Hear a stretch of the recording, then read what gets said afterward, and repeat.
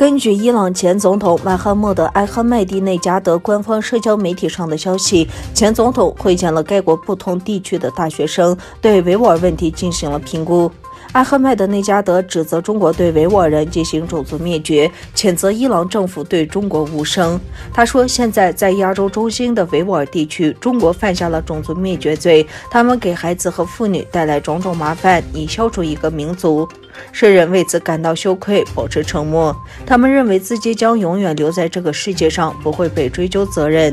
内加德呼吁德黑兰政府反对中国的行为。他说，有趣的是，我们声称我们是穆斯林，我们反对破坏和自大，为什么我们对这种情况保持沉默？那里有破坏和谋杀，你为什么不警告和抗议呢？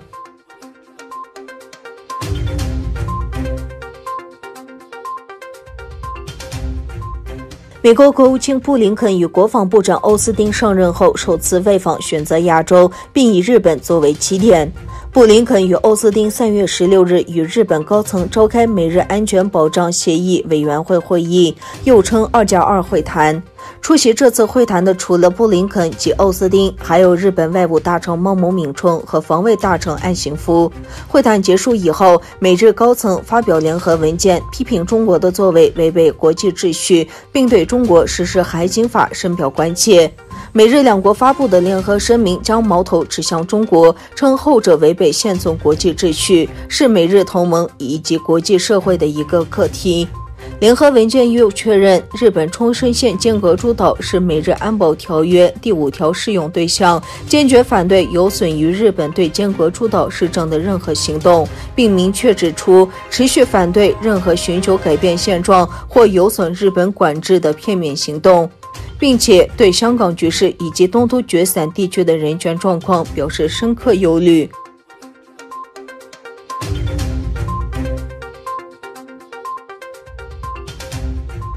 中国准备放宽边境限制，允许一些外国人入境，前提是他们已经接种了中国制造的新冠病毒疫苗。中国驻土耳其大使馆在一份声明中表示，将开始处理接种了中国疫苗的签证申请人。从本周起，这一规定将适用于那些因复工、商务旅行或人道主义需要赴中国内地的人士。中国驻美国、意大利和印度等大使馆也发表了类似声明。报道称，中国的疫苗已经在世界上几个国家推广，但并不是所有地方都能买到。由于检测结果缺乏透明度，中国政府一直难以获得国际社会对其候选疫苗的信任。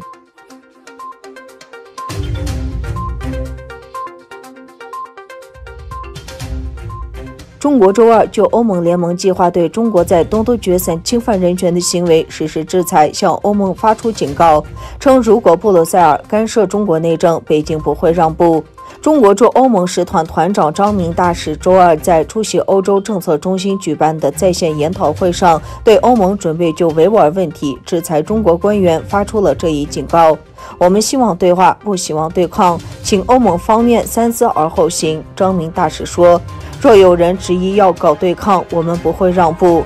欧盟外交官上周表示，欧盟预期要采取的措施将包括对4名中国官员和1家实体实行旅行禁令和资产冻结。